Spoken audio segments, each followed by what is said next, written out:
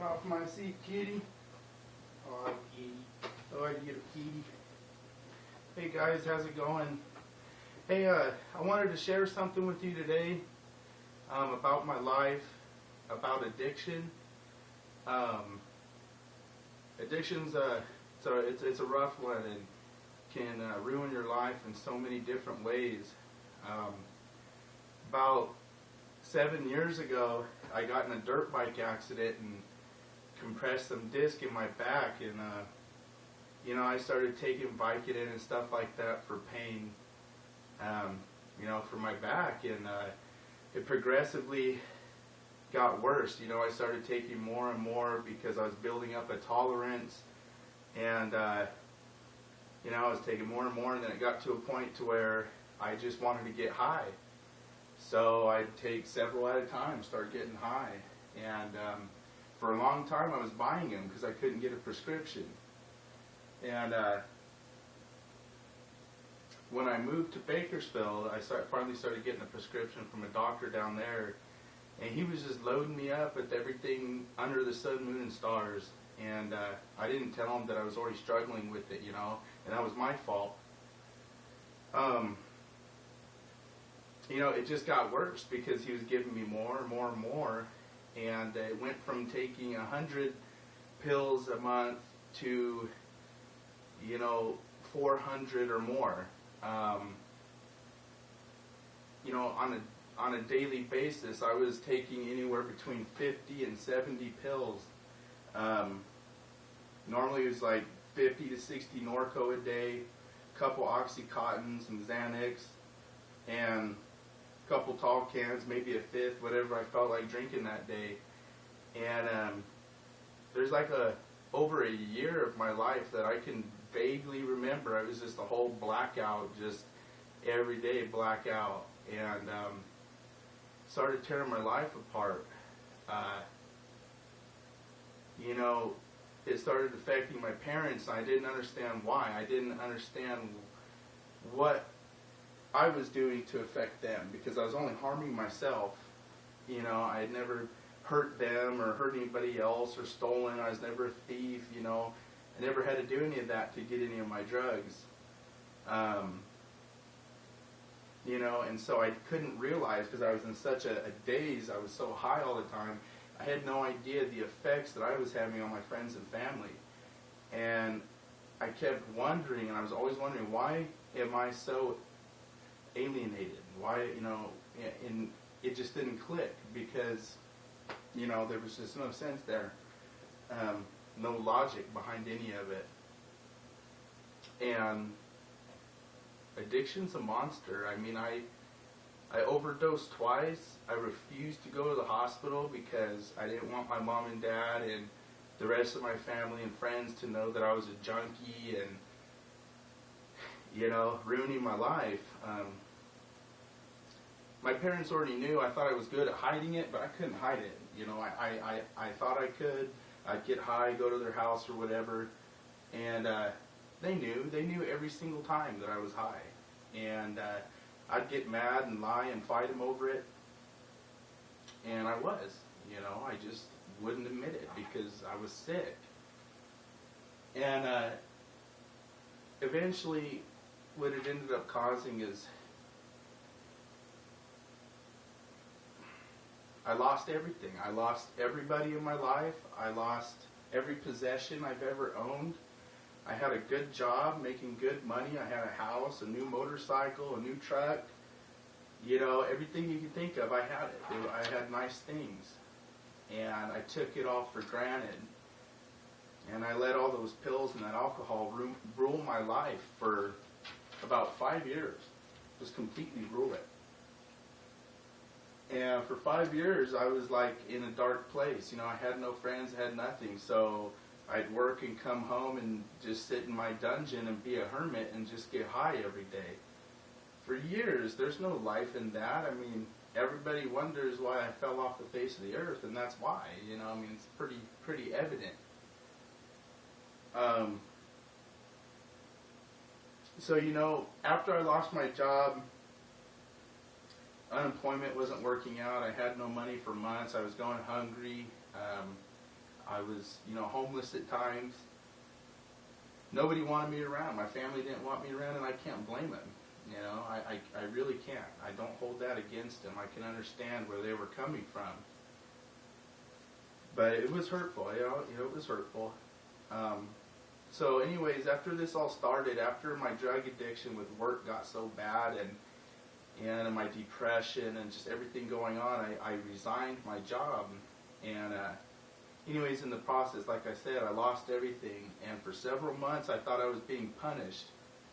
I was raised in church and raised with faith, and to put all my faith and worries and burdens on Jesus and let Him carry them for me, and to just lift me up and light up my path. And I knew that. It was instilled in me, but I decided to push that aside. I made a choice. I don't know why. Maybe because I thought, getting high or, fooling around with girls or whatever, I at the time I thought that was more important. And there's nothing more important than Jesus Christ. So anyways, for 6 months, I thought the Lord was punishing me. I thought that I had killed somebody, or I had really done something wrong, because my whole life just went into a downward spiral, and I lost everything. So I really did think I was being punished. And one day I woke up and I was sick of living how I was. I was physically sick. I was mentally sick. I was dying. I knew I was dying. I could feel it. I could feel myself shutting down. And at this time, not only was I doing all the pills and drinking, but I started smoking that stupid crud they put in the smoke shops. That spice stuff. And let me tell you, that stuff is so dangerous. It's not even, I was an idiot, complete idiot for doing that. It'll rot your brain and make you go insane. It's dangerous, it's all dangerous. But anyway, so one day I woke up and decided, I was sick of living like that. And I picked up my Bible and I turned to Luke, I believe it was. And I just started reading in Luke. And, I read some passages about the Holy Spirit and stuff. And anyways, I turned some worship music on and just left it on, during the day. And later that evening, actually that night, I was sitting on the couch in the living room with my roommate watching a movie or whatever. And I just felt compelled. I felt so compelled to go to my room. And so I got up and just walked to my room, and as soon as I opened the door, it's like the Lord was just sitting on my bed, and the presence of the Lord and the Holy Spirit was so strong that it took me to my knees, and I started sobbing. I was crying, and at first it was humility and regret and disgust and everything I'd been doing. And then those tears turned from sad tears to tears of rejoicing. I mean, I was just, all of a sudden a switch flipped, and I was rejoicing in the Lord, and I was crying out of happiness and love for Him. And at that moment, the Lord showed me a couple things.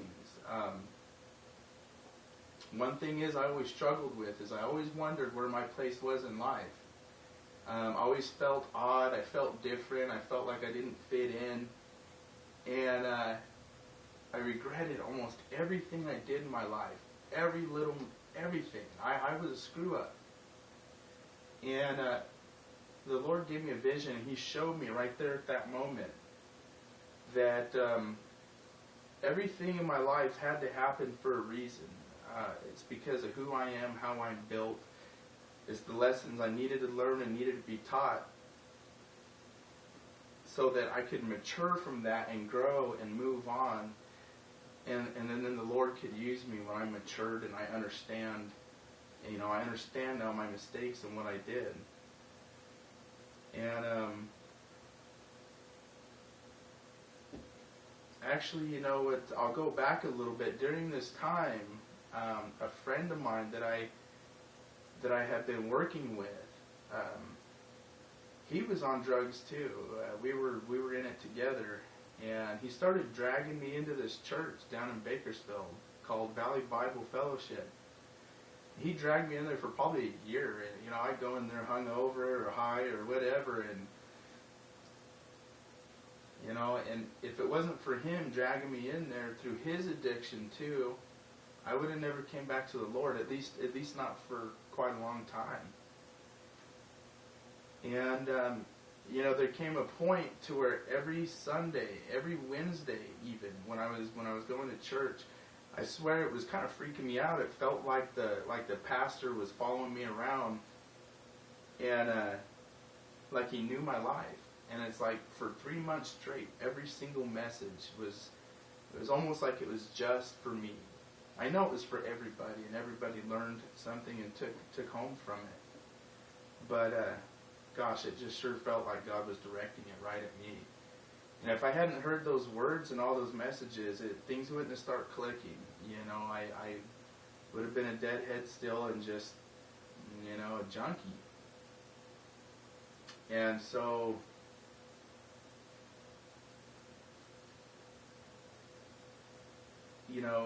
God showed me that all those mistakes and everything I'd ever done in my life led me to that point right there in that bedroom. Breaking down and worshiping the Lord and just basking in His presence. And if I hadn't gone through all of that and I hadn't done all those things and I, so on and so on, I would have never been there at that moment. I wouldn't be making this video today. I wouldn't be living in this house.